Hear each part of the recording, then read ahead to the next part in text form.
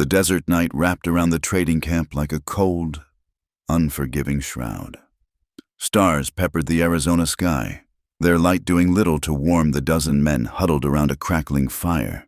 The flames cast dancing shadows across weathered faces, each lined with stories of survival in this harsh land where water was worth more than gold, and a man's word could mean the difference between life and death. She sat apart from them, wrapped in a threadbare blanket that had seen better days. The wool was patched in places, faded from what might have once been deep blue to a color that matched the dust itself. Her dark skin caught the firelight in ways that made the traders uncomfortable, their eyes sliding away whenever she looked up. They'd found her walking the trail that morning, alone, carrying nothing but that blanket and a canvas sack worn smooth by countless miles. "I'm not a virgin," she said suddenly, her voice cutting through their low murmur of conversation about cattle prices and Apache raids. The words hung in the air like gun smoke. One of the traders, a thick-set man named Hollis with tobacco stains in his gray beard, let out a bark of laughter.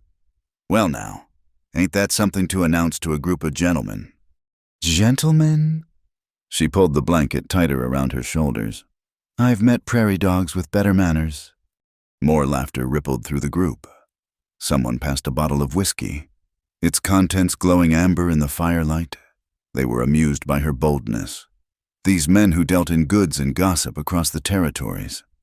To them, she was entertainment for a dull night. Nothing more than a curiosity to be discussed later in saloons and trading posts. But one man didn't laugh. Wyatt Strong sat on an overturned crate at the edge of the fire's reach, his weathered hat pulled low over eyes that had seen too much. At 53, he carried himself like a man 20 years younger, though the bottle beside him suggested he was trying hard to feel 20 years older. His reputation preceded him even in these parts. Fastest gun from Tombstone to Santa Fe. They used to say, used to. Now he was just another drifter, running from memories that whiskey couldn't quite drown. He watched the woman with the careful attention of someone who'd learned to read people the way others read books. There was something in the way she held herself, spine straight despite the weight of their stares. Her declaration hadn't been born of desperation or seeking attention. It was calculated, deliberate, a move in some game the others were too drunk or too stupid to recognize. "Ma'am means to shock us," declared another trader. A thin specimen called Garrett who fancied himself educated because he'd spent a winter in St. Louis. Colored women got their ways of getting attention, trying to work their way into a man's provisions. The woman smiled then, and it was neither warm nor cold. It was the smile of someone holding cards while others were still learning the rules of the game. "I don't need your provisions. Mr. Garrett, I need to get to Tucson. Walking's free. Last I checked." "Walking alone? Through Apache territory?" Hollis shook his head. "Woman, virgin or not, you got a death wish. Them Apache don't care about your experience." "The Apache aren't my concern." She shifted, and for a moment, the blanket parted just enough to reveal she wore men's clothing underneath practical canvas pants and a shirt that had been mended with neat, precise stitches. Men who hide behind badges while stealing what isn't theirs, now that's worth worrying about. Wyatt's hand instinctively moved to the Colt at his hip. In his experience, people who worried about badges were either outlaws or victims. Looking at this woman, he couldn't quite place which category she fit into. Maybe both, maybe neither. The fire popped, sending sparks spiraling into the darkness. In the distance, a coyote howled, its cry echoing off the red rocks that surrounded their camp. The sound seemed to remind everyone where they were, in the middle of nowhere, where civilization's rules bent like heat mirages on the horizon. "Name's Rainbow Caldwell," the woman said, though no one had asked. "And before you make jokes about the name, know that my daddy named me that because he said I was the promise that came after his storm. He was an educated man. My daddy taught me to read, write, and figure better than most." "Rainbow," Garrett snorted. "What kind of name is that for a darky?" Wyatt's jaw tightened. He'd ridden with men of all colors, had his life saved by a black cavalry soldier at Chickamauga. The casual cruelty of small men had always set his teeth on edge, even in his outlaw days, especially then. Rainbow's eyes flashed, but her voice remained steady. "The kind of name a free man gives his free daughter, Mr. Garrett, the kind of name that says we choose who we are, not let others choose for us." She stood then, the blanket falling around her like a queen's cloak. Even in men's clothing, there was a dignity to her bearing that made several of the traders shift uncomfortably. She wasn't tall, but she commanded space in a way that had nothing to do with size. "I'll take first watch," she announced, though no one had asked her to share the duty. "Wouldn't want anyone sneaking up on us in the night." "Now hold on," Hollis started, his face reddening. "We don't need—" "You don't need a woman keeping watch." Rainbow gathered her blanket, moving toward a rock outcropping that offered a good vantage point. "Strange. Seems to me eyes work the same regardless of what's between a person's legs. But if you'd rather trust Garrett there, who's been nodding off for the past hour." Garrett jerked awake, having indeed been drowsing. More laughter from the group, though this time it was directed at their companion rather than the woman. Wyatt rose slowly, joints protesting after too long in one position. The other men watched him with the wary respect reserved for dangerous animals. His reputation might be faded, but it wasn't forgotten. When Wyatt Strong moved, people paid attention. He walked to where Rainbow was settling herself on the rocks, his boots crunching on the gravelly soil. Up close, he could see lines around her eyes, the kind carved by sun and worry. She was older than he'd first thought, maybe 30, maybe more. Old enough to have stories, old enough to have secrets. "Ma'am," he said quietly, touching the brim of his hat. She looked up at him, and, for a moment, her guard dropped behind the defiance. He saw exhaustion, fear too, though she hid it well. Whatever had driven her to walk alone through this hostile land, it was worse than Apache or bandits. Mr. Strong," she said, surprising him. "Yes, I know who you are. My daddy followed the newspapers. Said you were the only honest outlaw in the territories." "No such thing as an honest outlaw, ma'am." "No? Then what do you call a man who robs from them that rob from others?" She pulled her blanket tighter as the desert wind picked up. "Seems to me that's more honest than most." Wyatt said nothing. Those days were behind him. Buried with the men who'd ridden beside him, he'd come to Arizona to disappear, to become just another face in the crowd of drifters and dreamers heading west. But standing there, looking at this woman who carried herself like she had an appointment with destiny, he felt something stir that he'd thought whiskey had drowned for good. "That trouble you mentioned," he said carefully. "The men with badges, they likely to come looking?" Rainbow's smile was grim. "Oh, they'll come. Man like Carson Kane doesn't let go easy when he thinks something's his for the taking." Marshall Kane. Wyatt knew the name. Everyone did. Carson Kane wore a marshal's badge the way some men wore masks. It hid what was underneath. You steal from him? Can't steal what's rightfully yours, Mr. Strong. But men like Kane, they got interesting definitions of ownership. She looked out into the darkness, toward the south where Tucson lay beyond miles of desert and danger. "I got 7 days to set things right. 7 days to stop him from stealing what belongs to 47 families who trusted my daddy with their future." The fire crackled below them, the traders' conversation returning to normal topics. Weather, Indians, the price of goods in California. They'd already forgotten about the strange woman with her bold declaration. But Wyatt hadn't. He recognized the look in her eyes. He'd seen it in the mirror, back when he still believed in causes worth fighting for. "Get some rest, ma'am," he said finally. "I'll take the watch." "I said I would. And I'm saying different." His tone brooked no argument. "Whatever you're carrying that's got Carson Kane interested, you'll need your strength. Trail to Tucson's hard enough without running on no sleep."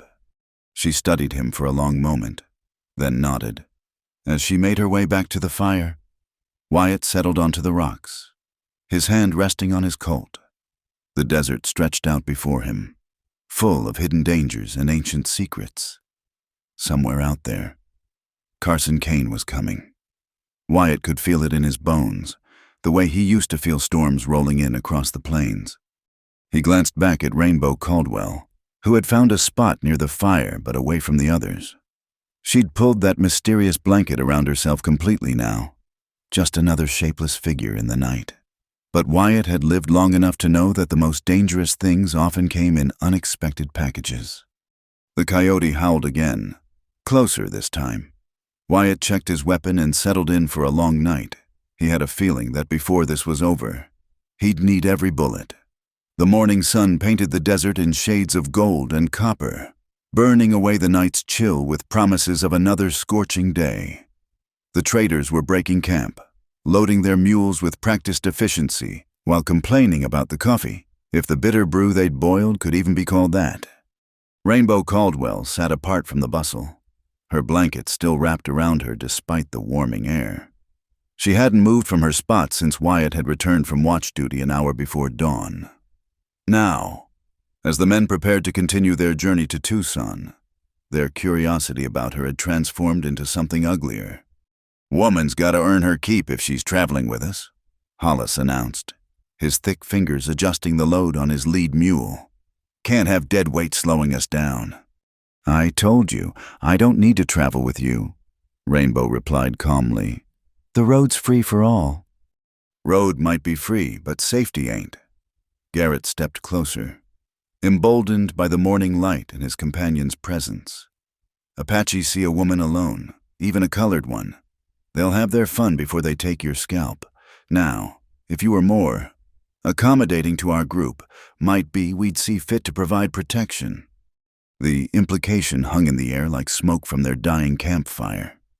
Several traders chuckled, the sound harsh as ravens' calls. Wyatt felt his hand drift toward his gun, old instincts flaring despite years of trying to drown them. Accommodating. Rainbow repeated the word slowly, as if tasting something bitter. "Is that what you call it?" She stood with deliberate grace, the blanket still clutched around her. "Mr. Garrett, I've walked from Silver City through territories you'd wet yourself just thinking about. I've slept in caves where mountain cats prowled and woke to find rattlesnakes coiled beside me for warmth. You think I need protection from men who jump at shadows and mistake jackrabbits for Apache scouts?" "Big talk for a woman." Hollis spat tobacco juice into the dust. "But talk don't stop bullets or arrows." "No," Rainbow agreed. "But this might—" She let the blanket fall away from her shoulders, holding it before her like a matador's cape. The traders laughed, expecting some pathetic attempt at seduction or begging. But Wyatt saw her hands move beneath the fabric, quick and practiced. "Go on then," Garrett mocked. "Show us what you got under that rag. Maybe it'll change our minds about—" "Mr. Strong." Rainbow's voice cut through their laughter. "Would you be so kind as to examine what I'm holding? I believe an impartial observer might be educational for these gentlemen." Wyatt moved forward, curious despite himself. As he approached, Rainbow carefully parted the blanket just enough for him to see inside. What he glimpsed made him stop mid-stride, his weathered face showing the first genuine surprise it had registered in years. Maps. Not just any maps, but surveyor's charts drawn with the precision of a government cartographer. Legal documents bearing official seals, calculations in a neat, educated hand covering margins and separate sheets. And beneath it all, wrapped in oilcloth, what looked like certificates of mineral rights and land deeds. "Sweet mother of—" Wyatt breathed, then louder.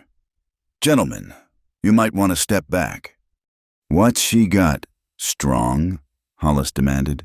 "Some kind of weapon?" "Something more dangerous than any gun," Wyatt said carefully. "She's got legal claim to half the territory you're standing on. Near as I can figure—" The silence that followed was absolute. Even the mules stopped their braying, as if sensing the sudden shift in atmosphere. Rainbow smiled, That same calculated expression from the night before. 47 families. Mr. Strong, she said quietly. Black folks, Mexicans, Chinese, even some white folks too poor to matter to men like Carson Kane. My daddy spent 15 years helping them file proper claims, survey their lands, document their mineral finds. All legal, all proper, all recorded in territorial offices from here to Santa Fe. She pulled the blanket closed, treasuring its contents like a mother protecting a child. But you see, certain men decided those claims were mistakes, that the territory made errors giving land to people who didn't deserve it. Marshal Kane's been collecting up those mistaken claims, using badges and bullets to convince folks to sell for pennies on the dollar, or just disappear entirely. That's quite a story, Garrett said, but his mockery had lost its edge. Every man there knew the truth of such tales. The West was built on stolen dreams and broken promises, with the law often serving whoever could afford to buy it. It's more than a story, Rainbow continued. There's a silver vein running through Miller's Canyon that my daddy found but kept quiet about. Runs right through 7 of those claims. Kane somehow got wind of it, probably from Jack Paulson before he had his accident falling off that cliff. Now he needs those deeds to make his fortune legal-like. Wyatt studied the documents again, his trained eye catching details others might miss. These originals? Everyone. Daddy knew copies wouldn't stand up in court against men like Kane. I've got 7 days to file these with the territorial judge in Tucson. Make them official before Kane can push through his own paperwork claiming the lands are abandoned. Jesus Christ, someone whispered. It might have been a prayer or a curse. Hollis recovered first, his merchant's mind already calculating. That silver vein, how rich we talking? Rich enough to make every man here wealthy, Rainbow said. Or rich enough to get every man here killed if Kane catches wind you know about it. The traders exchanged glances, greed warring with self-preservation. These were men who lived on the margins, taking profits where they could find them, always dancing one step ahead of both law and lawlessness. The prospect of real wealth was intoxicating, but they'd survived this long by knowing when to walk away. Not our fight, Hollis decided finally. We got goods to deliver, contracts to fulfill. Whatever you got going with Kane, that's between you and him. Smart man, Rainbow nodded, though not smart enough to ask the important question. Which is, why I told you any of this. Her smile grew sharp. You think I'm fool enough to reveal what I'm carrying to men who'd sell their mothers for a profit? No, gentlemen, I told you because by the time you reach the next trading post, you'll spread this story. Every saloon, every camp, every crossroads from here to California will know Rainbow Caldwell is carrying something worth killing for. Wyatt understood immediately. You're making yourself a target. I'm making myself too visible to disappear quietly, she corrected. Kane can't just shoot me on the trail and claim I was never there, not with dozens of witnesses knowing what I carry. He'll have to come at me legal-like. Try to take the papers through some pretense of law, and that gives me time. Time for what? Garrett asked. Time to reach Tucson. Time to file these papers. Time to save 47 families from losing everything they've worked for. She gathered her blanket, transforming it back into a simple traveling bundle. So thank you, gentlemen, for your audience. By sunset, half the territory will know my business. Exactly as I intended. The traders stood speechless, outmaneuvered by a woman they dismissed as desperate and defenseless. Wyatt felt an unfamiliar sensation, something like admiration mixed with concern. He'd known plenty of clever people in his time, but few with the audacity to use their own vulnerability as a weapon. Mount up, Hollis barked suddenly, needing to reassert some authority over his men. We're burning daylight, and I want to make Skeleton Wells by noon. The camp exploded into motion, men loading the last of their goods and checking weapons. The story of Rainbow Caldwell and her precious blanket would indeed spread like wildfire, just as she'd planned. But Wyatt knew something she might not have considered. Making yourself famous in the territories was like painting a target on your back and daring every gun in the West to take a shot. As the traders prepared to move out, Wyatt made a decision that surprised even him. He walked to where his own horse stood hobbled, a rangy gray gelding that had carried him through more trouble than he cared to remember. "Changed my mind about Tucson," he announced to no one in particular. "Reckon I'll ride along after all." Rainbow looked at him, those intelligent eyes seeing more than he'd intended to reveal. "I don't need protection. Mr. Strong." "Didn't say you did." He checked his saddle, tested the girth. But Carson Kane's got a way of finding people alone on the trail. Man like that, he don't always play by even his own bent rules. Figure you might appreciate having a witness to whatever happens next. "A witness," she repeated. "That what you're calling it?" "That's what I'm calling it." She considered this, then nodded once. "I walk fast, Mr. Strong. Try to keep up." Wyatt almost smiled. Here was a woman carrying fortune and death in equal measure, wrapped in nothing but a threadbare blanket and determination, telling one of the deadliest guns in the West to keep pace with her. As the trading party began its dusty march south, Wyatt fell in beside Rainbow Caldwell. He noticed she walked with the steady, ground-eating stride of someone who'd covered many miles and expected to cover many more. The blanket bundle rode her shoulders like it weighed nothing, though he knew better. Behind them, the traders whispered and pointed, already crafting the stories they'd tell. By nightfall, the tale would grow in the telling.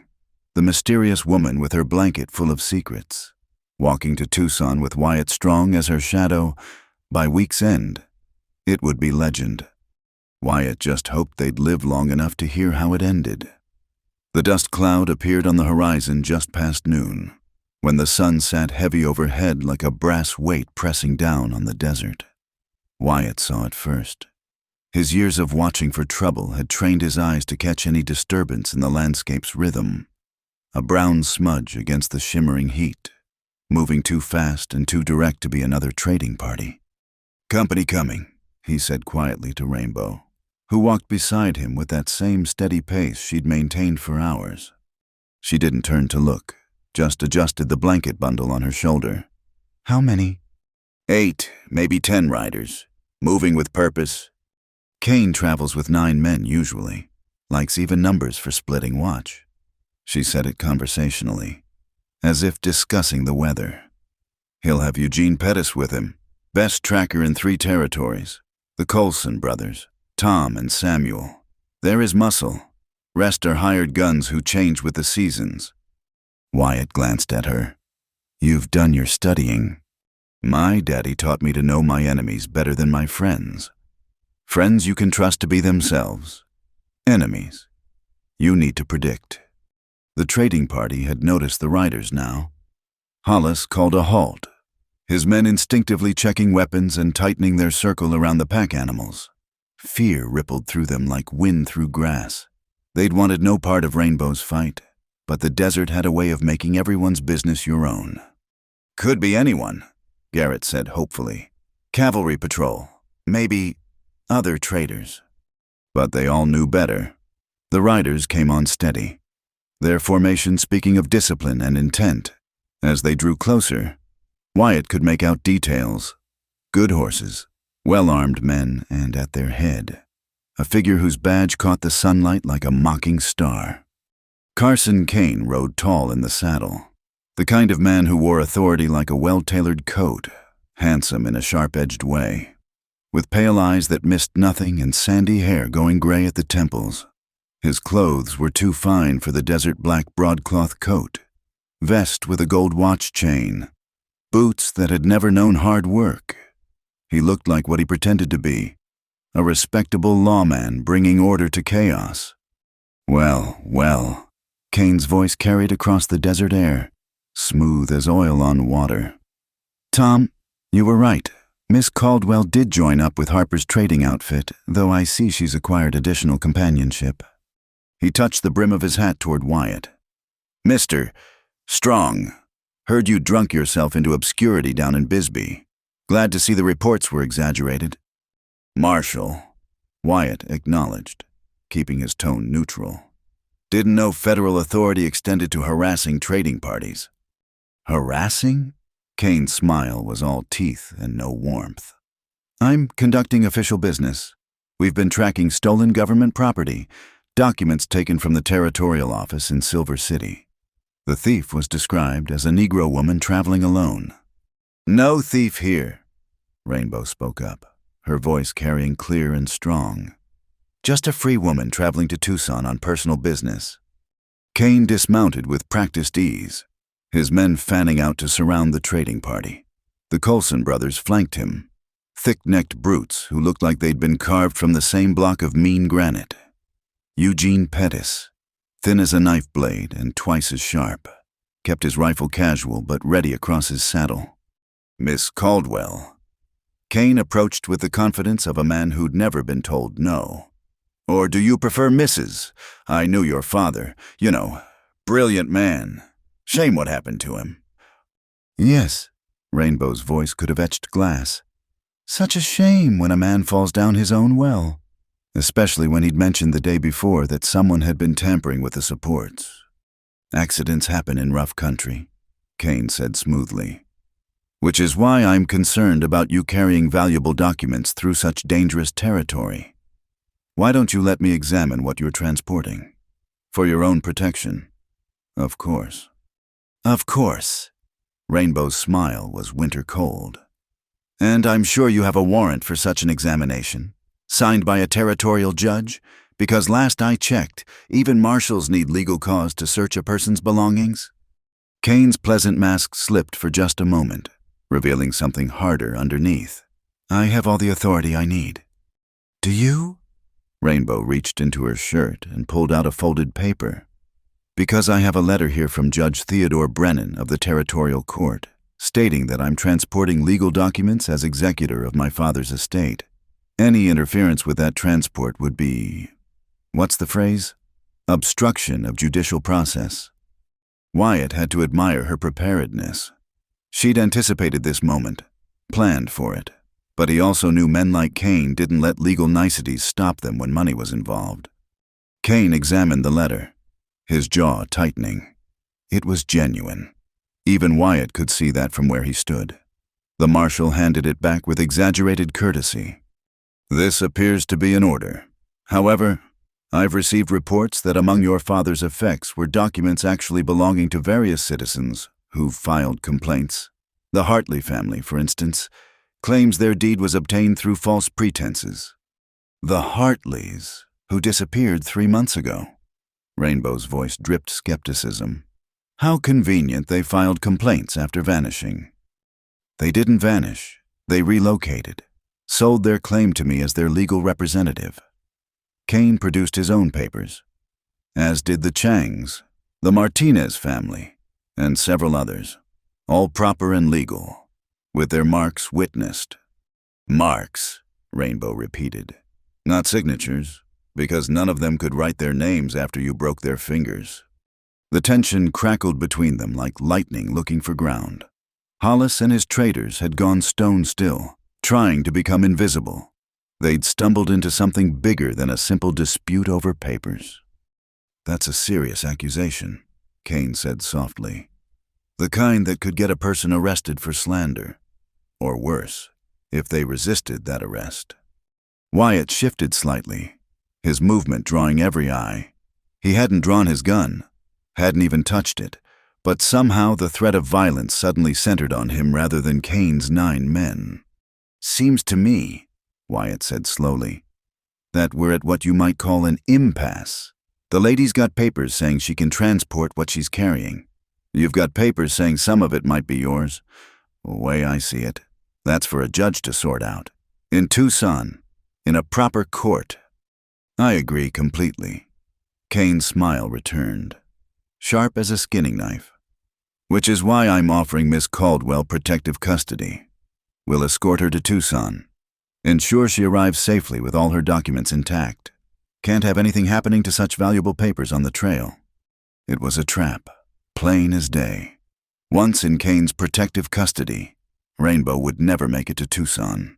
An accident, an Apache attack, a desperate escape attempt. There were dozens of ways to explain a dead woman in the desert.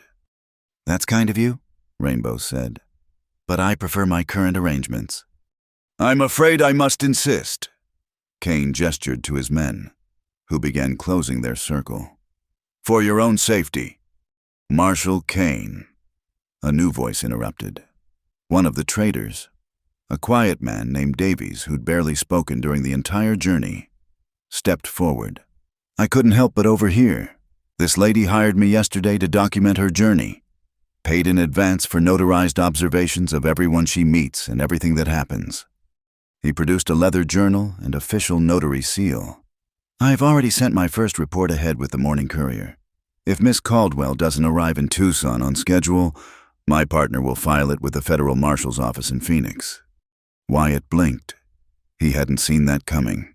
And from Kane's expression, neither had the marshal. Rainbow had laid more than one trap. It seemed. "You're a notary?" Kane's voice had lost some of its smoothness. 15 years, certified in 3 territories. Davies, if that was his real name, stood straighter. "My partner and I specialize in documenting sensitive transports, mining claims, government contracts, that sort of thing. All completely legal and above board." Kane stood frozen, calculating. He'd come expecting to find a lone woman he could disappear without consequence. Instead, he'd found her surrounded by witnesses, protected by legal documentation, and shadowed by one of the most dangerous gunmen in the territories. The neat trap he'd planned had become a snare that might catch him instead. "Eugene," he said finally. "Check their story. Ride back to Skeleton Wells. See if any courier left this morning." Pettis nodded and wheeled his horse around, spurring it north. Kane turned back to Rainbow, his mask of civility wearing thin. "You've been clever, Miss Caldwell, but cleverness only goes so far in the desert. Accidents happen, Apache raids, bandits, water holes go bad, horses break legs." He leaned closer, voice dropping so only she and Wyatt could hear. "Your father thought he was clever too." "My father trusted the wrong people," Rainbow replied quietly. "I won't make that mistake." "No? Then why trust him?" Kane jerked his head toward Wyatt. "You know what he is? A killer? A thief? A man who'd sell his own mother for drinking money." "I know exactly what he is," Rainbow said. "He's a man with nothing left to lose. That makes him the most dangerous kind of ally." Kane's hand dropped to his gun butt, but Wyatt's soft chuckle stopped him. "Marshal," Wyatt said easily. "You got 9 men. I got 6 bullets in my Colt and another gun besides. That's 12 bullets before reloading. Might not get all of you, but I guarantee you'll be first. And the Coulson boys second and third. After that," he shrugged. "Well, after that it won't matter much to you 3. Will it?" The desert held its breath. Even the buzzards circling overhead seemed to pause in their endless spiral. Kane's men waited for the word, hands ready but not eager. They'd heard of Wyatt Strong, knew his reputation. 9-to-1 odds sounded good until you realized you might be one of the one. "This isn't over," Kane said finally, stepping back. "I'll see you in Tucson. Miss Caldwell, all legal and proper, just like you want." He remounted with stiff dignity. "Boys, we're leaving. No point standing in the sun jawing with folks too stupid to accept help when offered."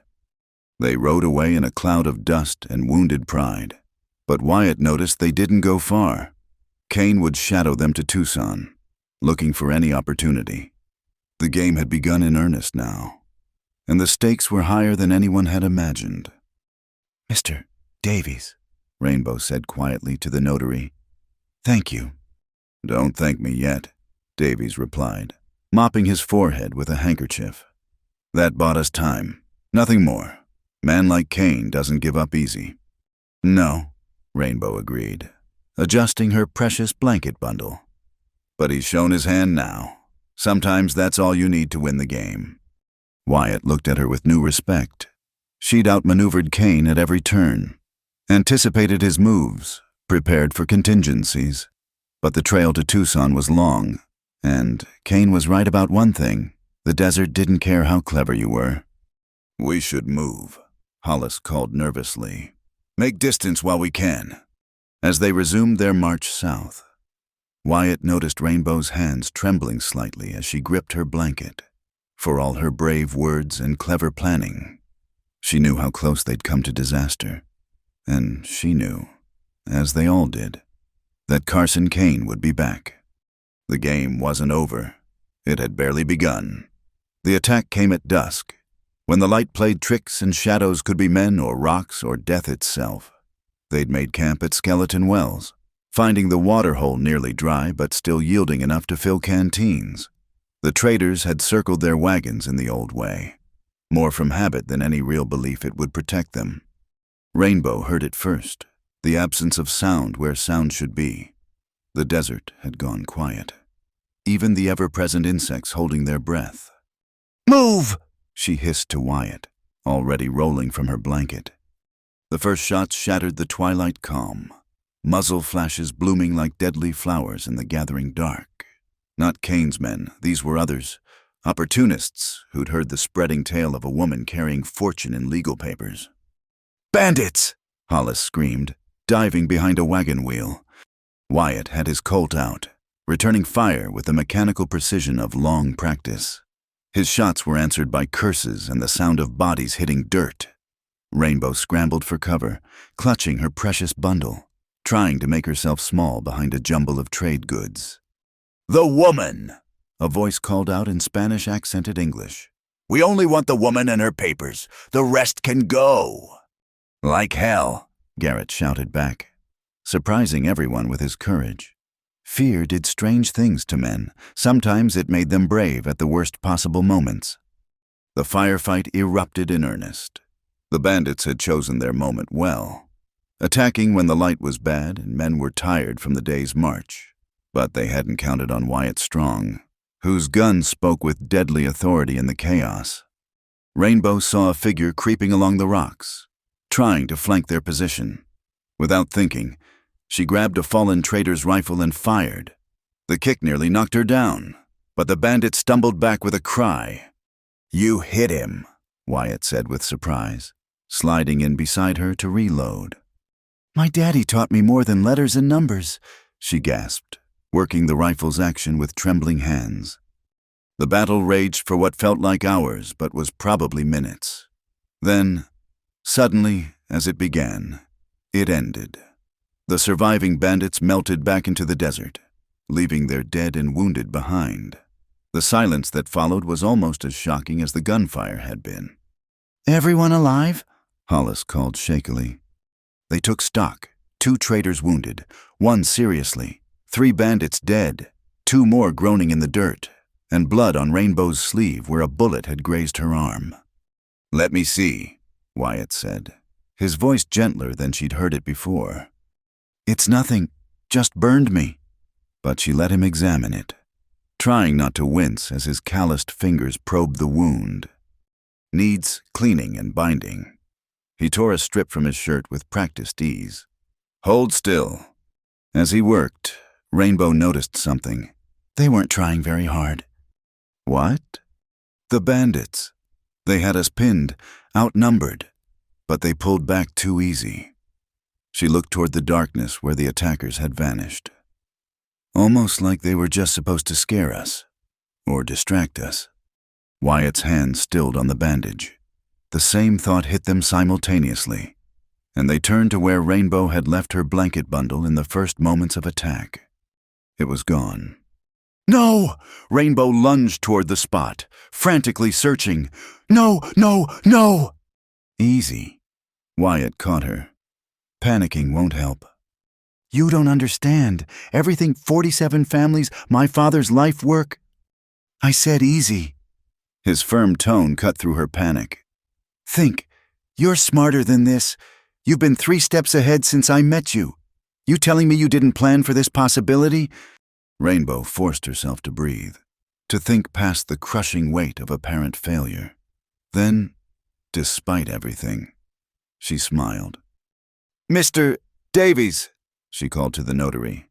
"I believe you have something of mine." Davies emerged from his hiding spot, clutching a bundle wrapped in oilcloth. As agreed, Miss Caldwell. The moment trouble started, I secured the primary documents. But the blanket had copies, good ones, but copies nonetheless. Rainbow accepted the real documents with shaking hands. Daddy always said, "Never put all your gold in one saddlebag." Wyatt stared at her, then actually laughed, a rusty sound like a gate that hadn't been opened in years. "You sneaky little—" The blanket was bait, she explained, checking the real documents were intact. Anyone coming after me would focus on what they could see. Meanwhile, Mr. Davies here, whose real name is Jonathan Hartwell, attorney at law, carried the originals. "Attorney?" Hollis sputtered. "You said you were a notary." "I am. Also graduated from Harvard Law, class of '72. Hartwell straightened his dusty coat with dignity. "Miss Caldwell's father saved my life once. When his daughter asked for help, I couldn't refuse." "So this whole thing, the traitors, the journey—" Wyatt shook his head. "Not all of it planned," Rainbow admitted. "You weren't part of it, Mr. Strong. Neither was Kane showing up so soon. But contingencies. Yes, I had contingencies." A groan from one of the wounded bandits interrupted them. Wyatt walked over, gun drawn, and nudged the man with his boot. Mexican, young, with the desperate look of someone who'd taken a bad job for worse pay. "Who hired you?" Wyatt asked in Spanish. The bandit spat blood. "Go to hell, gringo." Wyatt cocked his pistol. "You're gut shot, friend. That's a hard way to die. Hours of agony. But I got medicine that could ease your passing. Trade you mercy for truth." The young man's bravado crumbled. Pain had a way of doing that. "American. Badge. Promised $50 for the woman's bundle." "Kane," Rainbow said flatly. "No. Younger, pretty boy face. Said his name was Randall." Rainbow went very still. "James Randall, blonde hair, scar through his left eyebrow?" "See, that's him." "You know him?" Wyatt asked. "Deputy U.S. Marshal out of Phoenix." Her voice was grim. "Kane's got federal backing. This is bigger than I thought." Wyatt gave the wounded bandit water and a dose of laudanum from the medical supplies. It wasn't much mercy, but it was what they had. The young man's information had earned it. "We can't stay here," Hartwell said urgently. "If Randall's involved, they'll come back with more men." "Can't travel in the dark with wounded," Hollis protested. "That's suicide." They were trapped between bad choices, the worst kind of Western dilemma. Stay and fight a battle they couldn't win, or risk the night desert that killed as surely as bullets. "There's another option," Rainbow said quietly. "Crater Canyon's 3 miles east. It's a box canyon. Looks like a dead end, but there's a passage through if you know where to look. We could fort up there, tend the wounded, move at first light." "How do you know about this passage?" Garrett demanded suspiciously. "Because my father surveyed every water source, every hidden trail, every defensive position in 200 miles. She stood. Decision made. He knew men like Kane would come eventually, so he prepared, just like he taught me to prepare." Wyatt studied her in the dying light. She'd been shot at, nearly robbed, revealed as the target of a conspiracy that reached to federal levels. Yet she stood there planning their next move like a general arranging troops. Her father had taught her well, maybe too well for her own good. "Load the wounded," he said finally. "We move in 10 minutes. Full dark's our friend now, makes it harder for them to track us." The traitors jumped to obey. Even Hollis had stopped questioning, recognizing that their survival now depended on Rainbow Caldwell's knowledge and Wyatt Strong's gun. As they prepared to move out, Rainbow approached Wyatt. "Thank you for backing my play. Don't thank me yet. Your hidden canyon better be more than a story, or we'll all be meeting your daddy come morning." "It's real." She touched the wrapped documents Hartwell had returned to her. "Everything my father wrote down is real, including the silver vein that's going to make Kane rich if we don't stop him." 47 families, Wyatt mused. That's a lot of lives hanging on one woman's cleverness. Not just mine, Rainbow corrected. I've got help.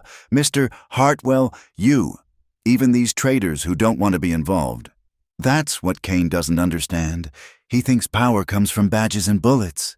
But sometimes it comes from people standing together, even when they'd rather run. A coyote howled in the distance, or maybe it wasn't a coyote. The desert at night was full of hunters, both animal and human. Time to move. Mount up, Wyatt called, and douse those fires.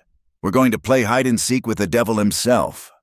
They moved out in single file, the wounded groaning with each jostle, everyone else silent as ghosts.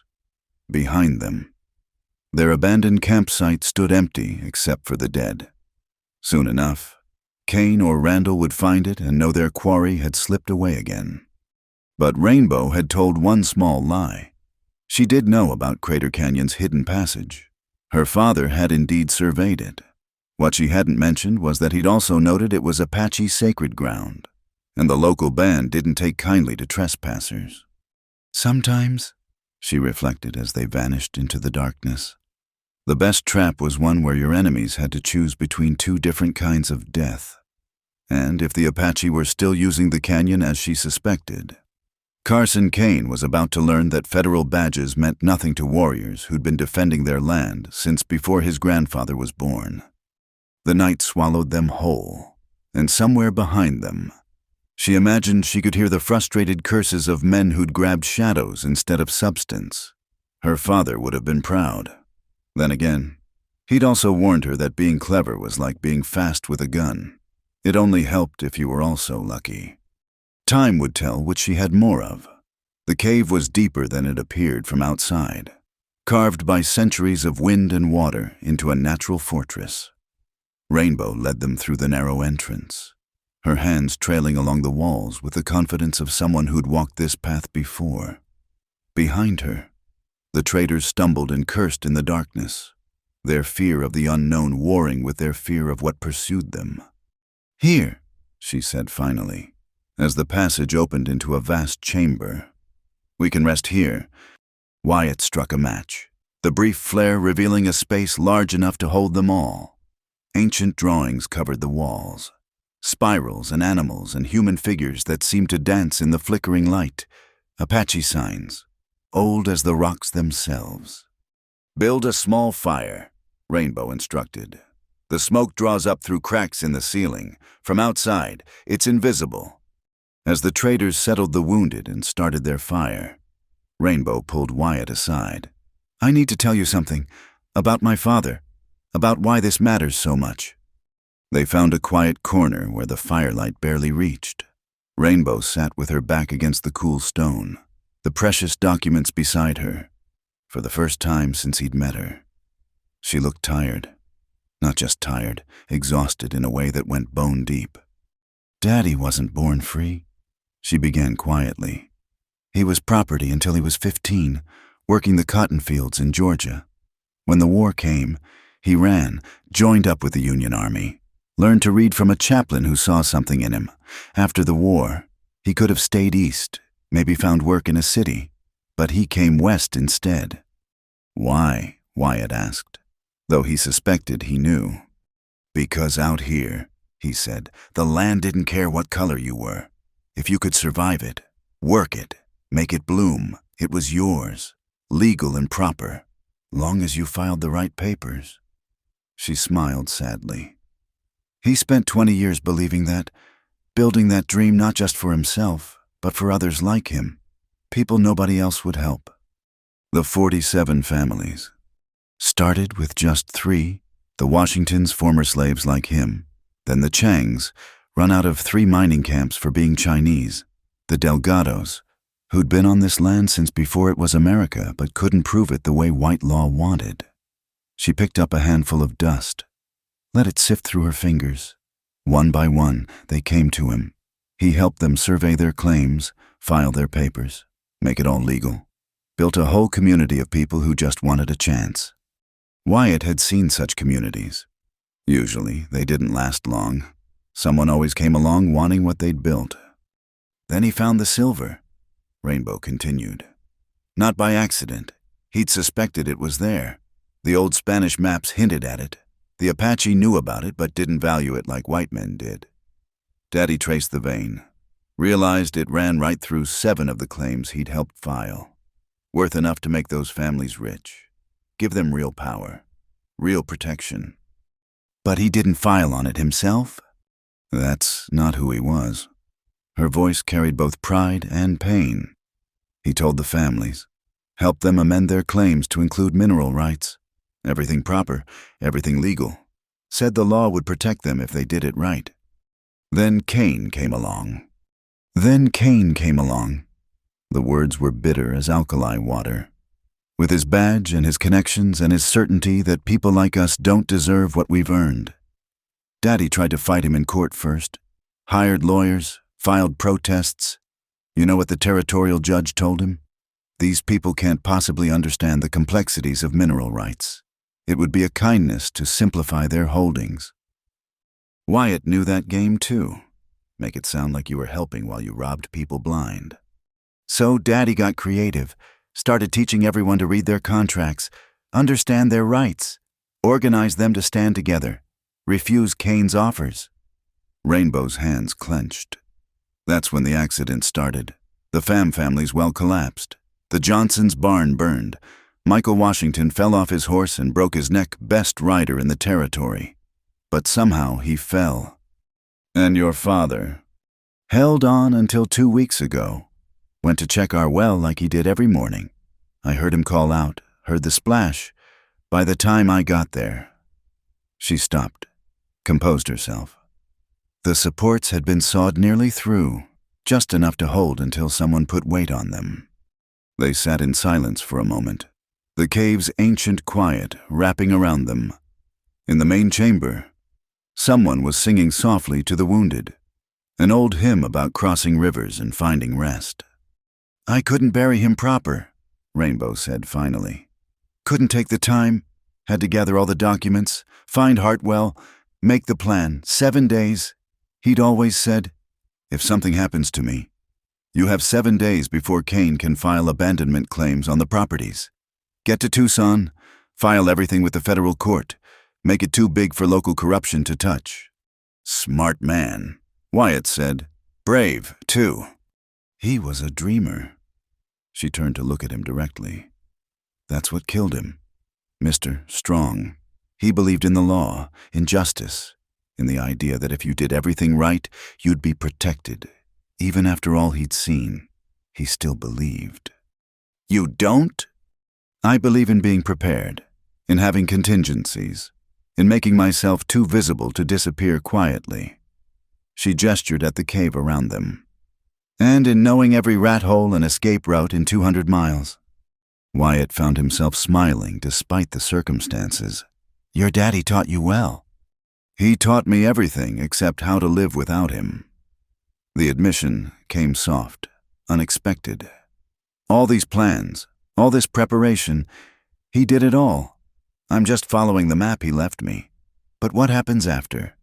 If we make it to Tucson, if we file the papers, if we actually win, what then? How do I protect 47 families when I couldn't protect one man?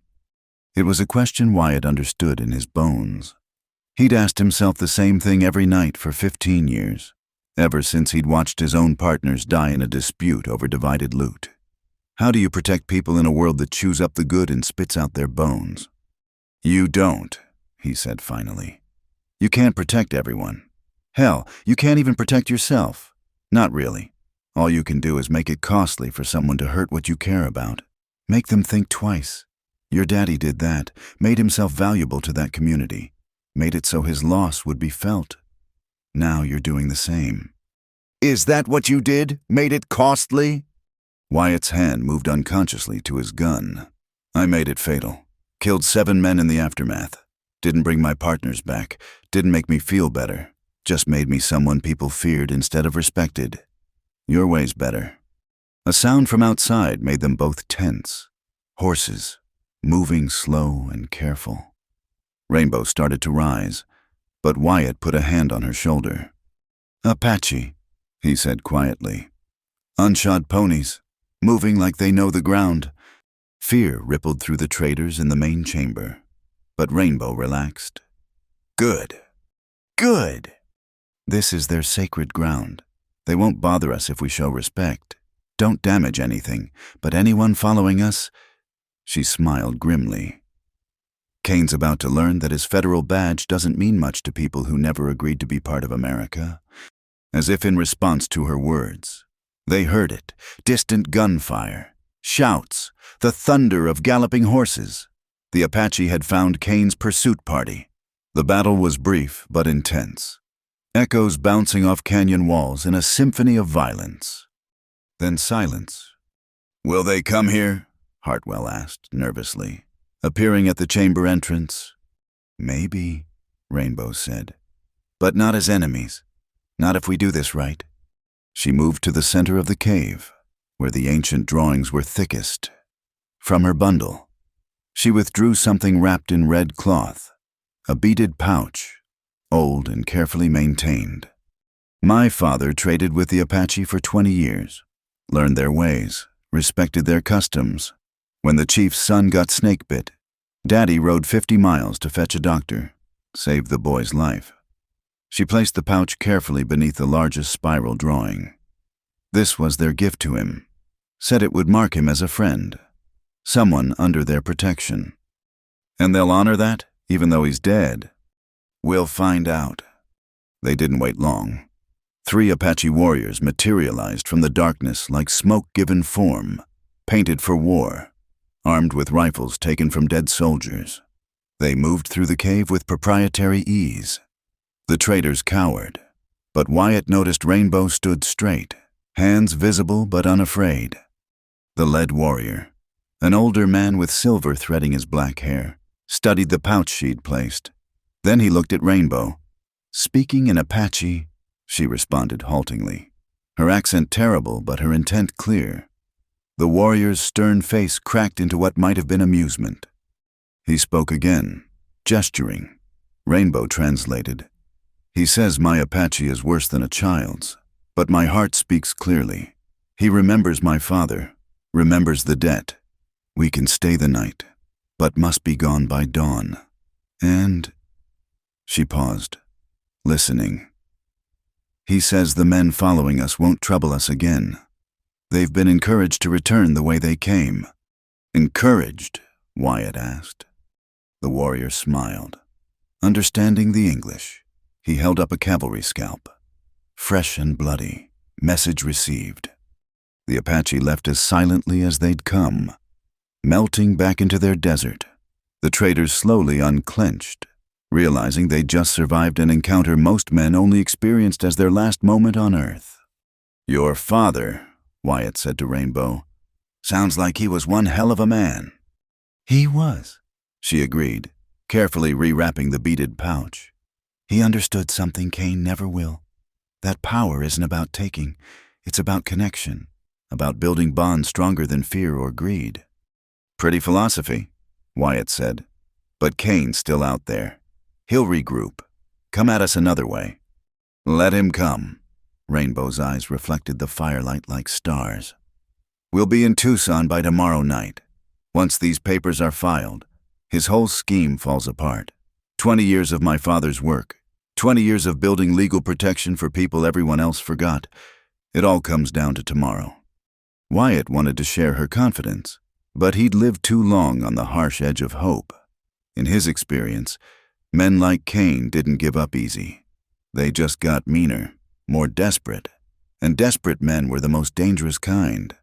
Still, watching Rainbow organize their defenses, tend the wounded, plan tomorrow's route with the same calm competence she'd shown throughout this insane journey, he felt something he hadn't experienced in years. Not hope exactly. He'd given that up along with his ideals, but maybe something close to it, maybe something worth fighting for besides his next bottle. The fire burned low as the night deepened. Outside, coyotes sang to the stars. And somewhere in the darkness, Carson Kane was learning that federal authority had its limits. Tomorrow would bring new challenges, new dangers.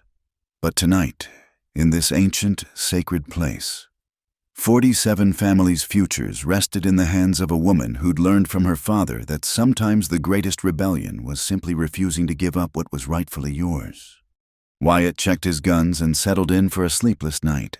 Come dawn, they'd make their final run to Tucson, and he had a feeling that before this was over, he'd need every bullet. The sun was barely a promise on the horizon when they encountered Carson Kane again. He stood in the middle of the trail like he'd been waiting there all night. His fine clothes dusty, but his bearing still arrow straight.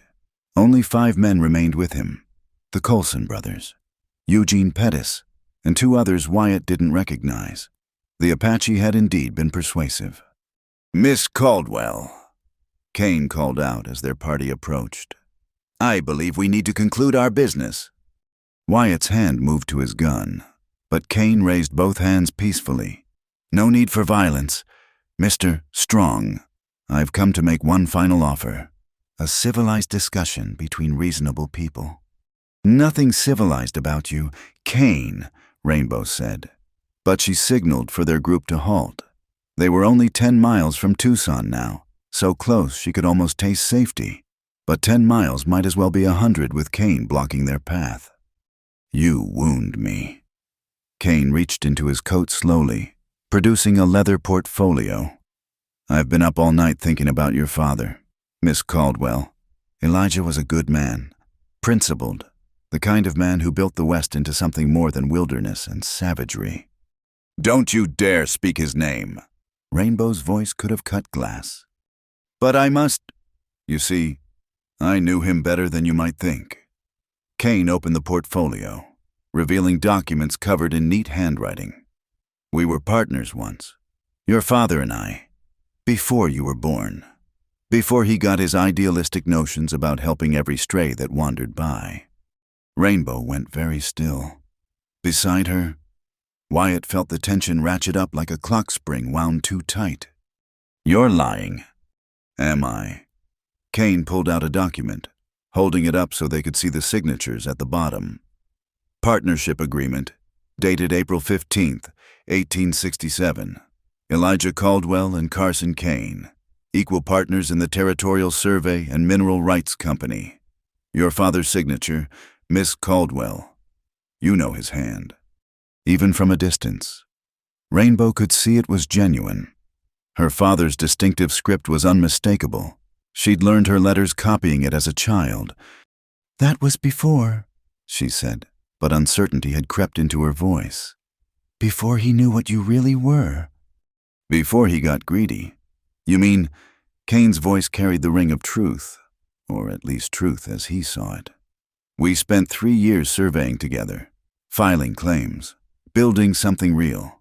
Then he decided he'd rather help every downtrodden soul with a sob story instead of building the empire we'd planned." "So you killed him for it?" "I didn't kill your father, Miss Caldwell. Whatever else you think of me, I'm not a murderer." Kane actually looked offended.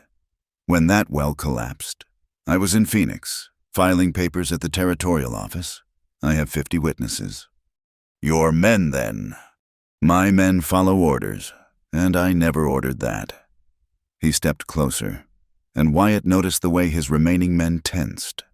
Whatever Kane was selling, they weren't entirely comfortable with it. "Think, girl, why would I kill the one man who knew where all the mineral deposits were? Your father was worth more to me alive." Rainbow's certainty wavered. Wyatt could see it in her shoulders, the way her hand trembled slightly on her reins.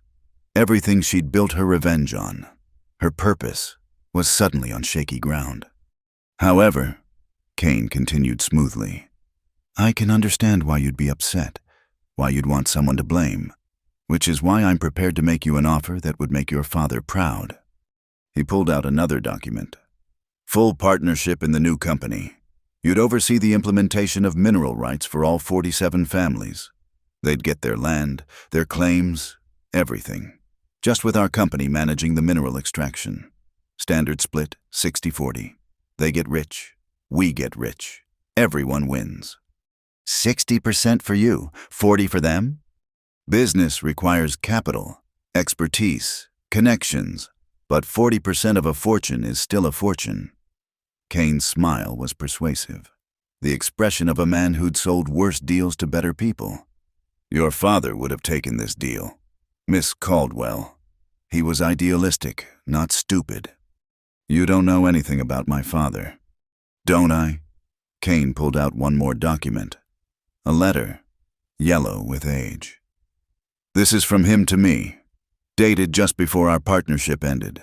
Would you like me to read it? Or would you prefer to see for yourself what Elijah Caldwell really thought about the people he was helping? Rainbow looked at the letter like it was a snake coiled to strike. Everything in her wanted to refuse, to cling to the image of her father she'd carried like a shield. But she was his daughter, trained to seek truth even when it hurt. Give it to her, Wyatt said quietly. Let her read it. Kane handed the letter over with exaggerated courtesy. One of the Coulson brothers brought it forward, careful to stay out of grabbing range. Rainbow took it with stiff fingers, unfolding the aged paper. Wyatt watched her face as she read, saw the color drain from her cheeks, the way her lips pressed into a thin line. Whatever was in that letter, it wasn't what she'd expected. This isn't... She stopped, composed herself. Even if he wrote this, people change. He spent 20 years proving he'd changed. Did he? Or did he spend 20 years setting up his own empire, using those poor fools as cover? Kane's voice was silk over steel. Think about it. All those claims, all perfectly positioned along the richest mineral vein in the territory. You think that was accident, charity, or was Elijah Caldwell playing a longer game than anyone suspected? You're twisting things. I'm offering you the chance to finish what your father started. The smart way. The profitable way. Kane spread his hands. Those families still get their land. They still get rich. But it happens through proper channels. With proper management. No blood, no violence, no more running through the desert like animals. The silence stretched taut as a hangman's rope. Around them, the desert was waking up. Birds calling, insects buzzing, the eternal cycle of life and death playing out in miniature. But all eyes were on Rainbow Caldwell as she stood at the crossroads of decision. My father, she said finally, wasn't perfect. This letter proves that. He had doubts, fears, maybe even some ugly thoughts about the people he was helping. She folded the letter carefully, tucking it into her shirt. But you know what he didn't do? He didn't abandon them. He didn't sell them out for profit. He spent 20 years proving that whatever he once thought, he'd chosen something better. Noble words, Kane said. But nobility doesn't file papers or pay lawyers. I'm offering you a legal, profitable solution. Turn me down, and things get complicated.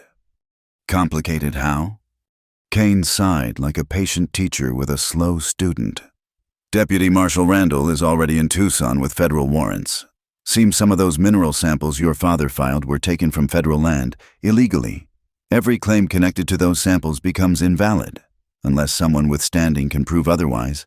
Someone like, say, a legal partner in the original survey company. The trap was elegant in its simplicity. Kane had spent the night not licking his wounds, but setting up a legal ambush.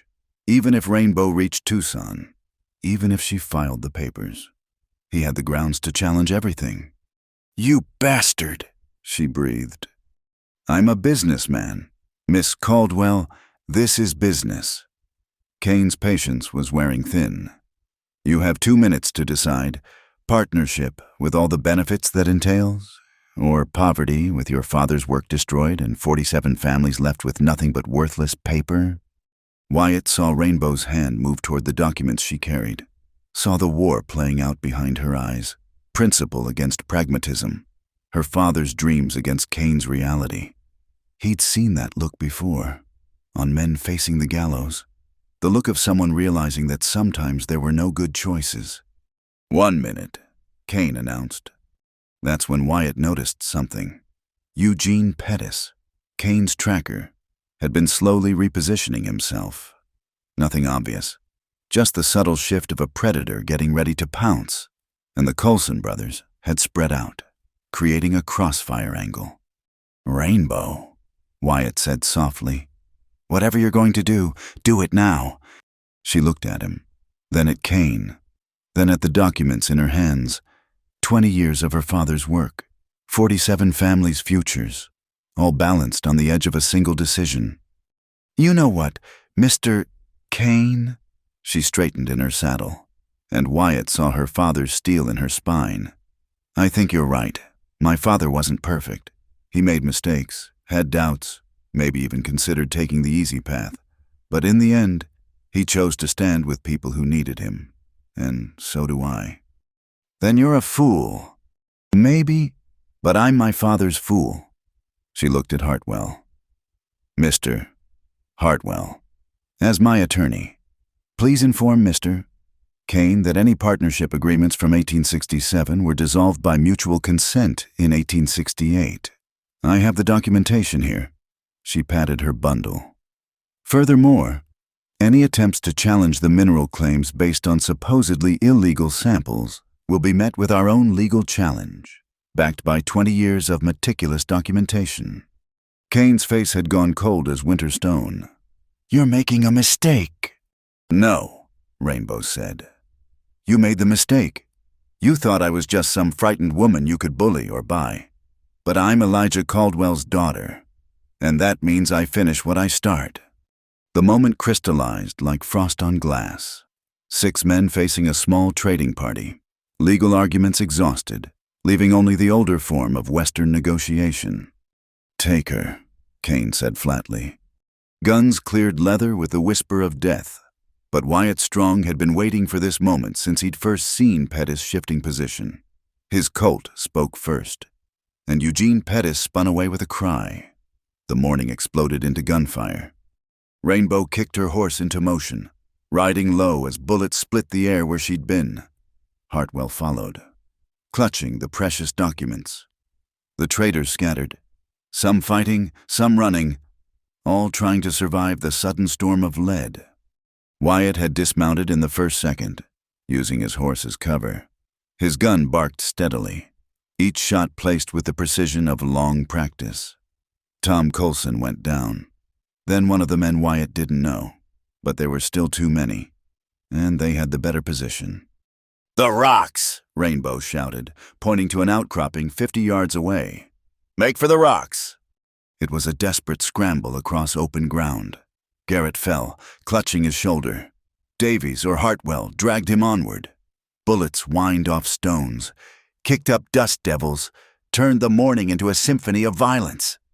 They made it, most of them. Hollis was down, not moving. 2 other traders had vanished into the desert, but Rainbow was alive. Hartwell had the documents, and Wyatt had enough ammunition for a siege. "Surrounded you! Strong!" Kane called out. He'd taken cover behind a boulder, only his hat visible. "No Apache to save you this time." "Don't need Apache," Wyatt called back. "Just need bullets and patience. How many men you got left? Kane, 2, 3?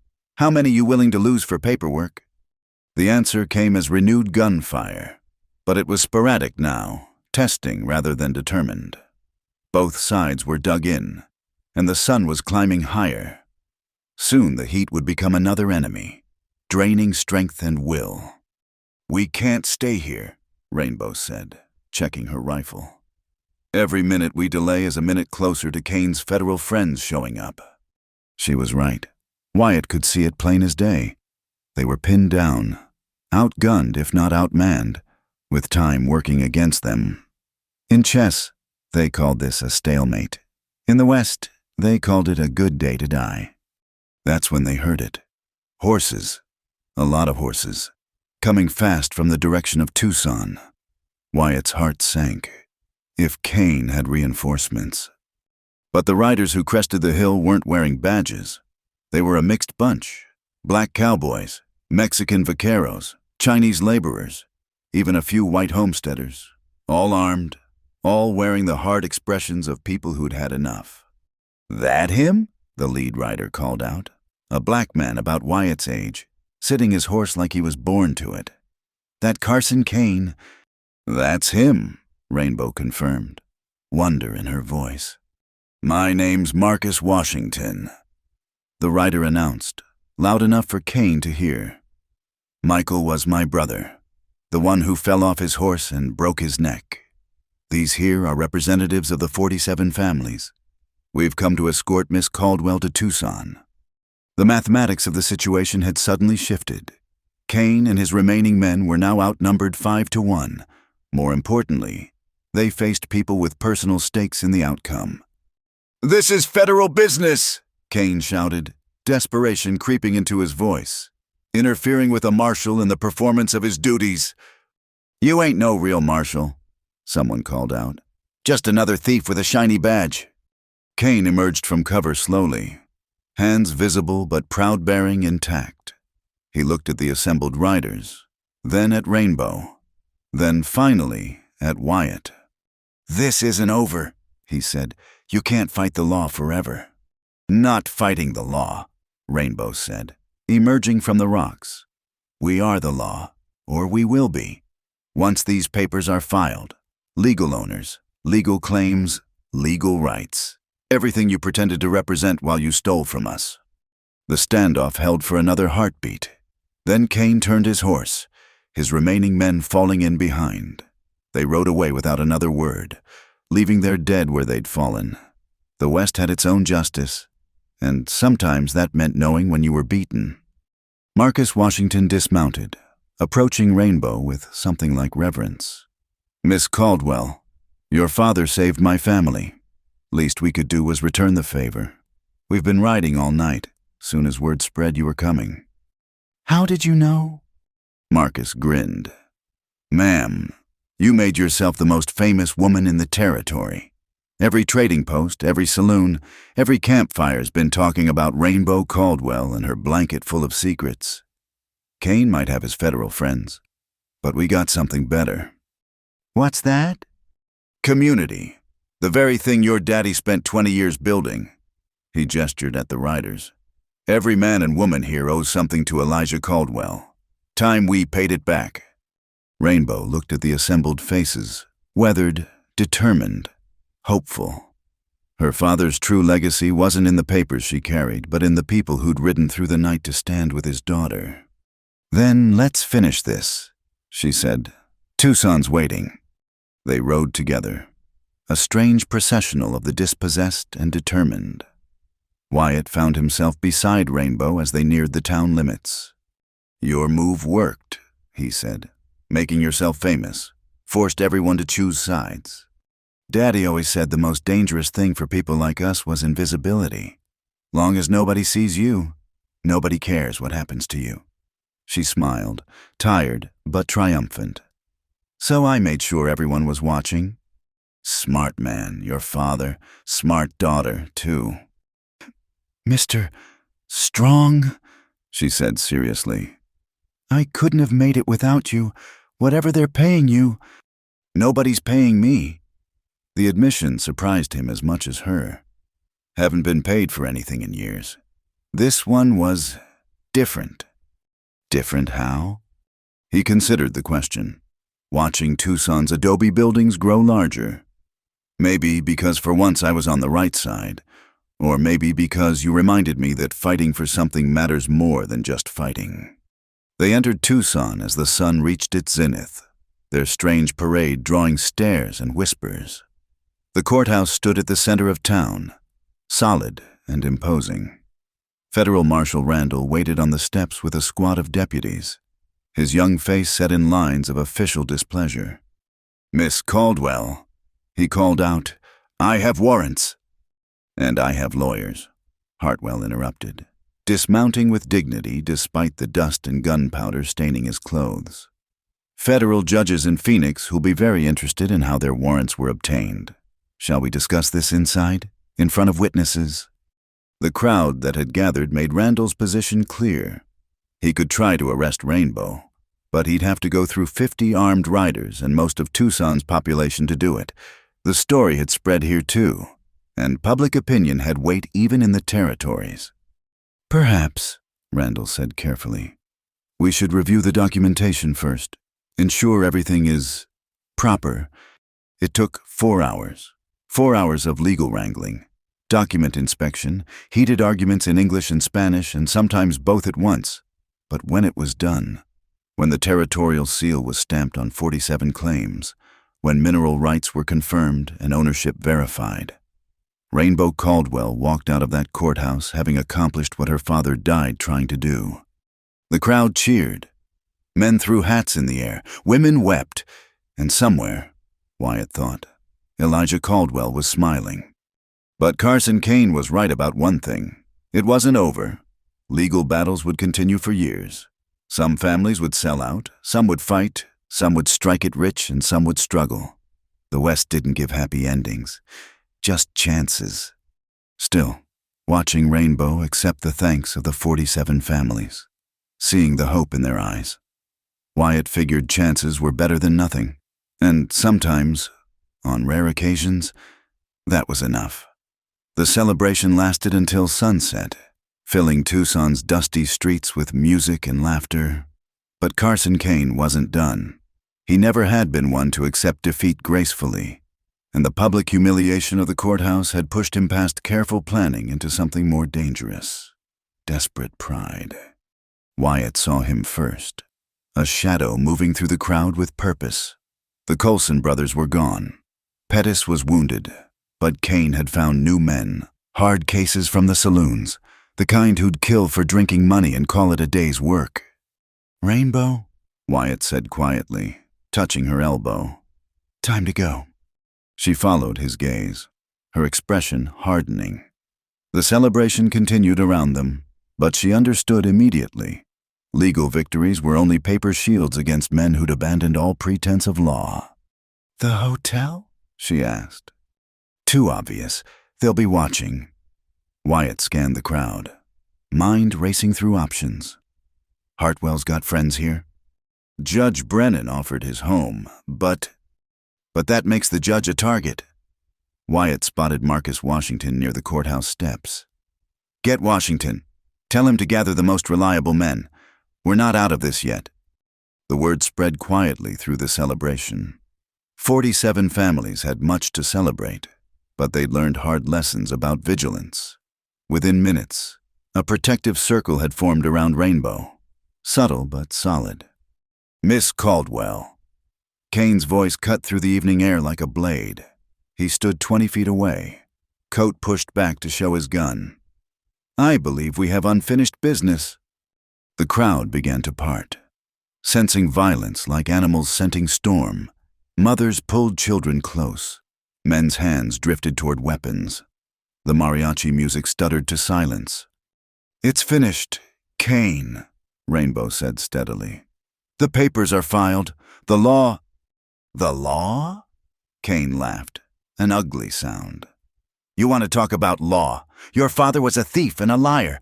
Those mineral samples he based his surveys on, I've got proof they came from federal land. Every claim he filed is fraudulent. Every single one." "You're lying." "Am I?"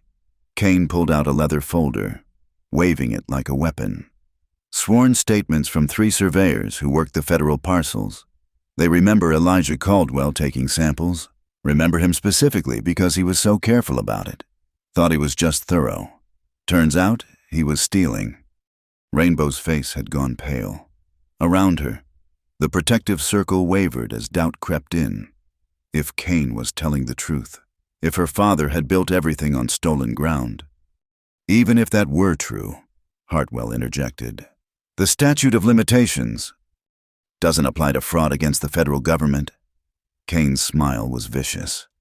Every family that profited from those fraudulent surveys becomes liable. Not just for the land, but for damages. 20 years of damages. The crowd murmured. Fear replacing celebration. 20 years of damages could destroy them all. Take not just the new claims, but everything they'd built. "Of course," Kane continued, "I might be willing to forget what I know.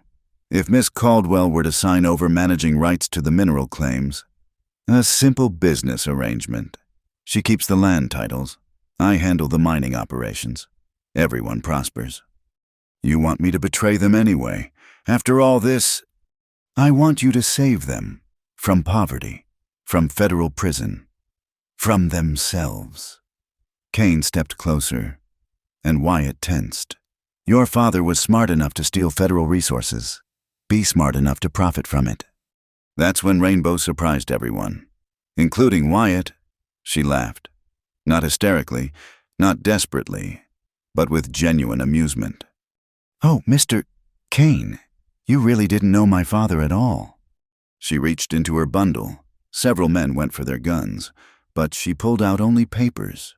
Federal Land Survey Permission, dated May 1853. Signed by the Territorial Governor.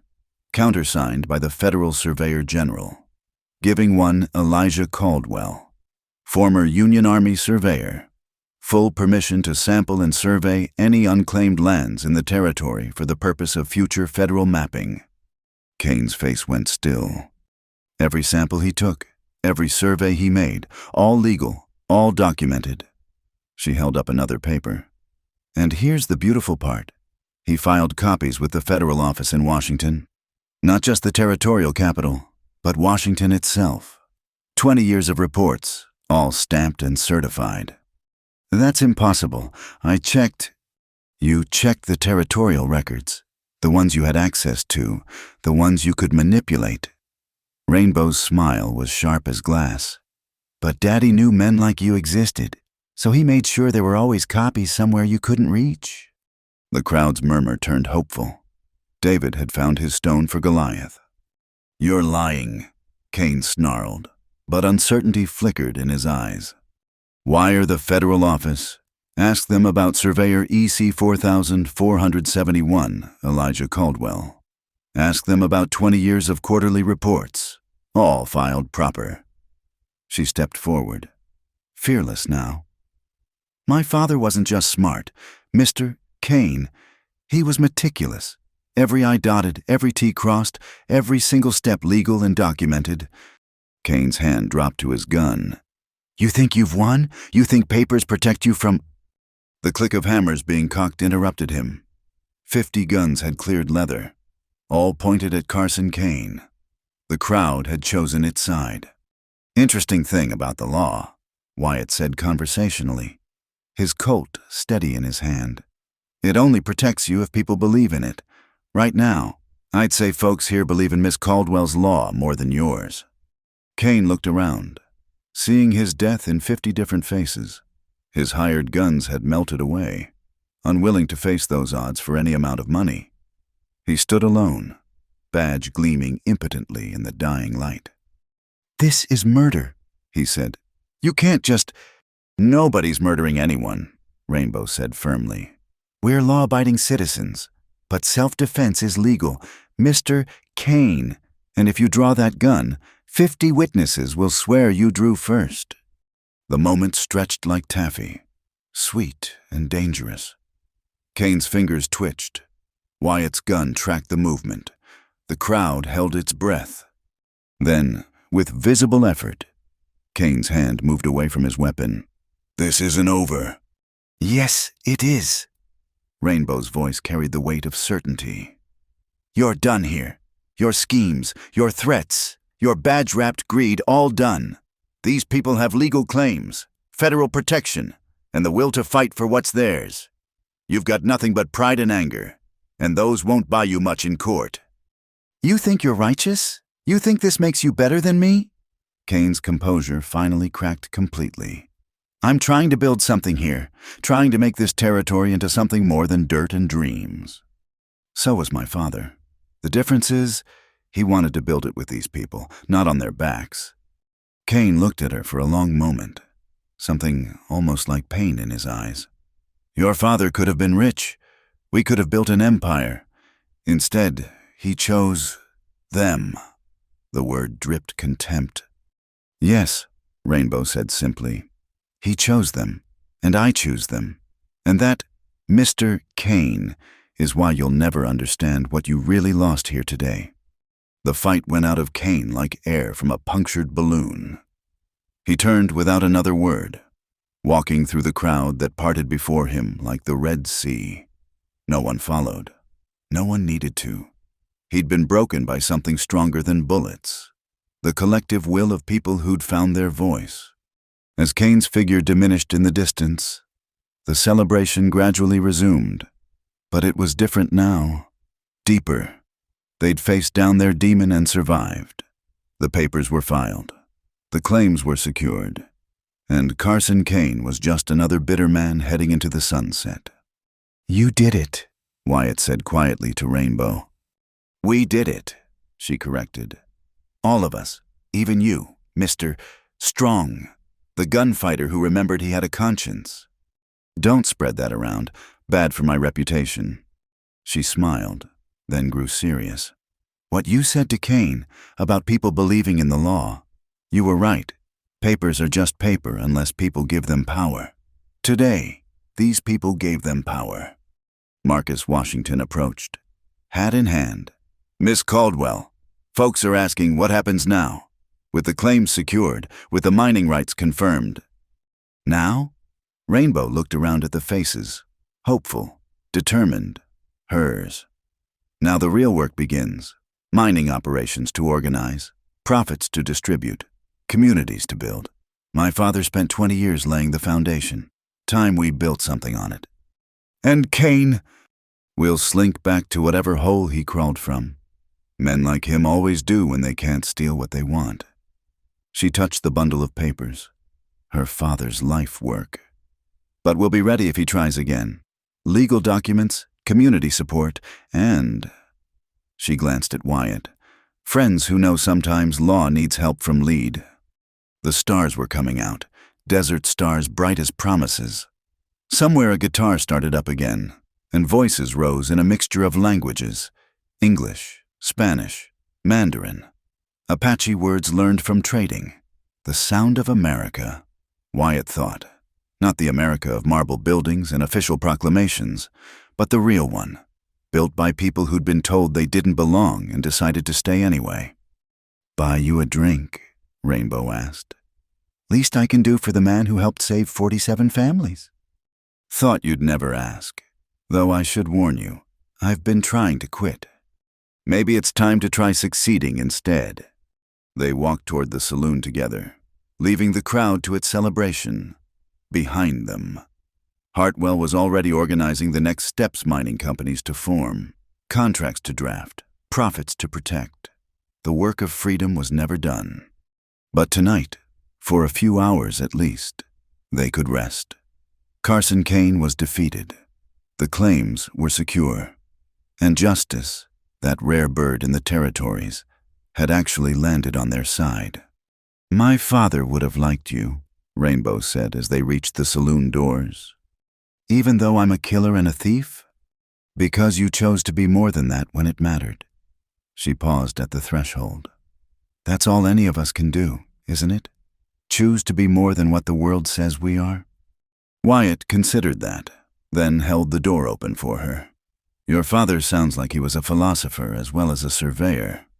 "He was a dreamer who learned to use a theodolite," said measuring the land taught him that everything had its proper place, its true boundaries. Just took courage to claim them. Inside the saloon, someone raised a toast to Elijah Caldwell, then another to his daughter, then to the 47 families. The whiskey flowed. But Wyatt found himself nursing a single drink, more interested in the stories being shared than the alcohol. Rainbow sat beside him, finally allowing exhaustion to show. She'd carried her father's legacy across miles of desert, through gunfights and legal battles, past doubt and death to this moment. The weight of it was lifting now, shared among the many instead of borne by one. "What will you do now?" Wyatt asked. "Learn to run a mining operation, I suppose. Make sure everyone gets their fair share. Try to build what my father envisioned, a place where the color of your skin matters less than the content of your character." "That's a big dream for a harsh land." "All the best dreams are." She raised her glass. "To big dreams and harsh lands, and to the people stubborn enough to plant the first and the second." They drank to that, and to Elijah Caldwell, and to the death of Carson Kane's empire of greed. Outside, Tucson celebrated into the night. 47 families plus one gunfighter discovering that sometimes, against all odds, the good guys actually won. It wouldn't last, of course. Nothing good ever did in the territories. There would be other Carson Canes, other challenges, other fights.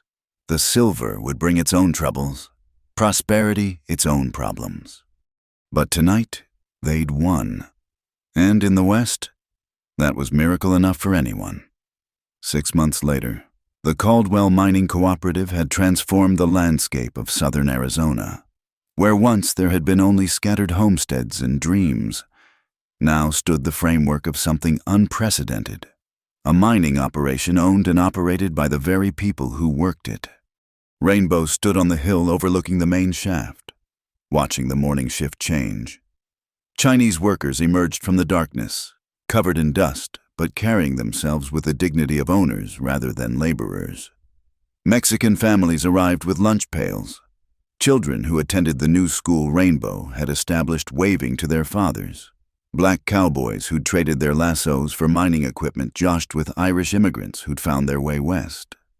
"Your father would be speechless," Wyatt said, joining her on the overlook. He'd stayed, surprising everyone, including himself. The bottle hadn't touched his lips in 4 months. He'd find words. Rainbow smiled.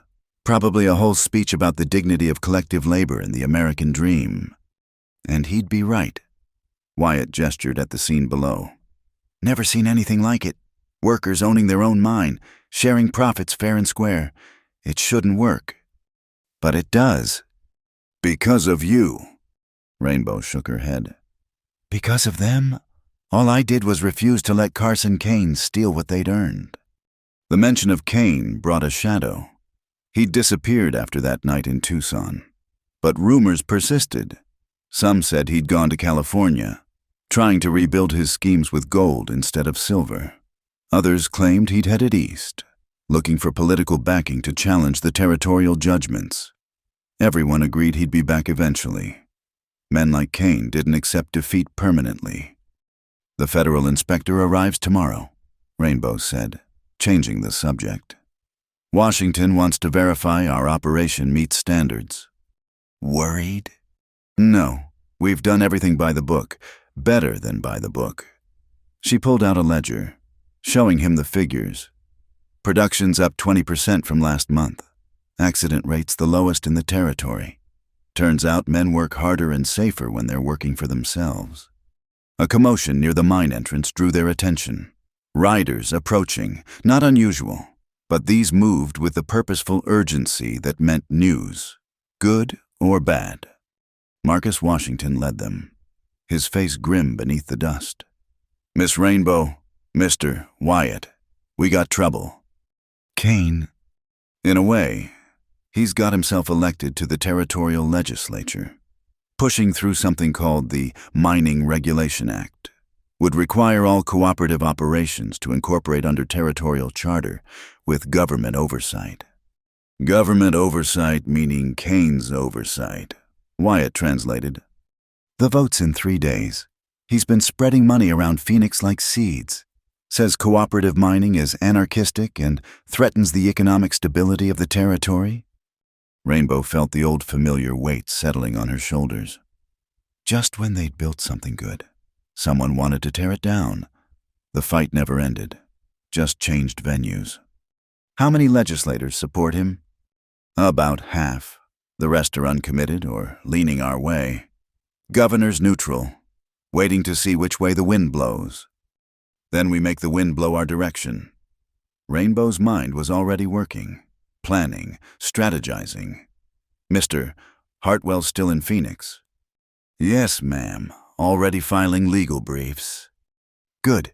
Marcus, I need you to organize a delegation. 1 representative from each of the 47 families. We're going to Phoenix."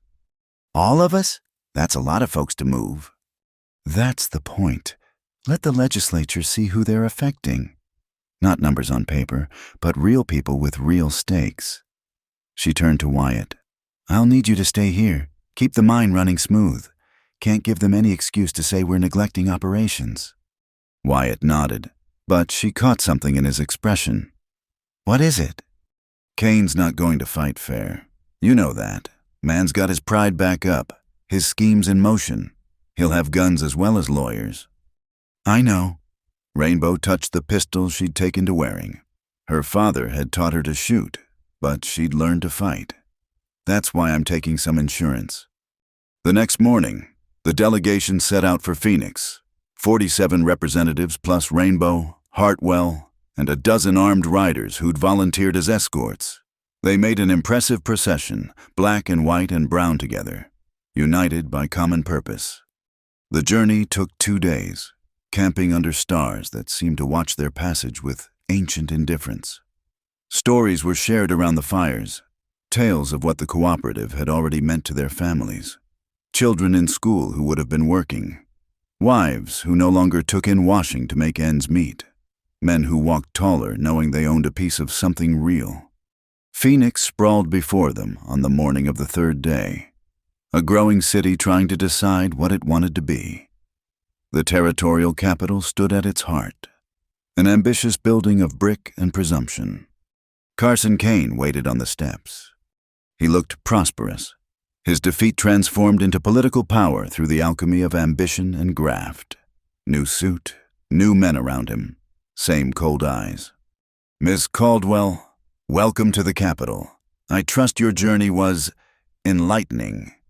Very amazing how much support cooperative mining has when people understand it. Support from the rabble, perhaps, but this is a place of law and order, of proper governance. He gestured at the building behind him. Your mob tactics won't work here. Mob? Rainbow smiled. I see American citizens exercising their right to petition their government, unless that's been outlawed since yesterday. Don't be clever. It doesn't suit you. Kane descended the steps, stopping just out of comfortable reach. I'm offering you one last chance. Incorporate under territorial charter. Accept oversight. Pay the regulatory fees. You can keep your little experiment, but under proper supervision. Whose supervision? Yours? The territories. I'd merely be one of 7 commissioners. 7 commissioners you've handpicked. Rainbow shook her head. We've been through this dance. Kane, the answer's still no. Then you'll lose everything. The legislature will vote, the act will pass, and your cooperative will have 30 days to comply or shut down. His smile was winter cold. All legal, all proper, no guns needed. We'll see about that. The legislature convened at noon. The gallery was packed with Rainbow's delegation, their presence a silent reminder of the human cost of political maneuvering. Below, the legislators shuffled papers and avoided eye contact, men caught between conscience and coin. The debate was fierce. Kane spoke eloquently about the need for regulation, the dangers of unchecked cooperative ventures, the specter of anarchism threatening the American way. He painted Rainbow's success as a fluke that would collapse without proper oversight, dragging down the territory's economy. Hartwell countered with facts and figures, showing how the cooperative had improved not just mining output but the entire regional economy. Legal precedents were cited, constitutional principles invoked. It was democracy in action, messy and vital. Then Rainbow asked to speak. The chair recognizes Miss Rainbow Caldwell, the speaker announced reluctantly. She stood before them, 47 families at her back, and spoke not of laws or economics, but of dreams. My father came west with nothing but hope and determination. He worked, he learned, he helped others do the same. Not for charity, but because he believed that lifting others lifted everyone. The cooperative isn't just about mining. It's about proving that Americans, all Americans, can work together for mutual benefit without needing overseers and regulations designed to keep them down. She looked directly at Kane. Mr. Kane speaks of the American way. But which America? The one where a few men control the many, or the one where people join together freely, sharing work and reward equally? That's what's really on trial here, not mining regulations, but the very idea of economic democracy. The gallery erupted in applause before the speaker could gavel it down. Several legislators shifted uncomfortably. conscience pricking through Kane's bribes. Furthermore, Rainbow continued, I invite any legislator to visit our operation. See for yourself how American citizens work when they work for themselves. Judge based on reality, not fear. The vote was called, one by one. The legislators declared their positions. It was close, agonizingly close. When the final tally was announced, the Mining Regulation Act had failed by a single vote. Kane's face went dark as a thundercloud. He'd lost again, this time on his chosen battlefield. But as the session adjourned and Rainbow's people celebrated, she noticed him conferring with certain men, hard men, the kind who solved political problems with non-political solutions. Trouble, Wyatt said. He'd arrived that morning, unable to stay away despite her orders. Kane's not taking this well. I see it. Rainbow kept her voice calm, not wanting to alarm the celebrating families. How many? 8, maybe 10 professionals, not local toughs. Wyatt's hand rested on his gun. He's planning something for tonight. Let him plan. We're not running anymore. She looked around at the faces of people who'd risked everything to stand with her. These people came here as citizens. They'll leave the same way. That night, they gathered in the hotel Hartwell had arranged. Guards were posted, weapons checked, but the atmosphere was still celebratory. They'd won a victory many thought impossible.